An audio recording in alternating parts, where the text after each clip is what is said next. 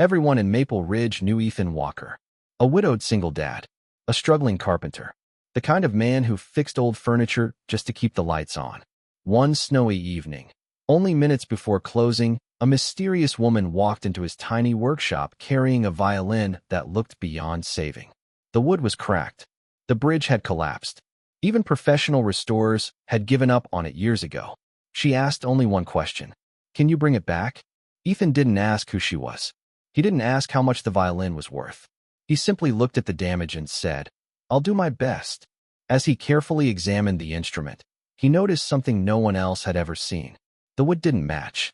A hidden compartment had been built deep inside the violin. What he found there changed everything. A handwritten letter. A father's final message to his daughter. Suddenly, this wasn't just about repairing an old instrument anymore. It was about bringing a forgotten voice back to life. 3 days later, the woman returned. She finally revealed who she really was.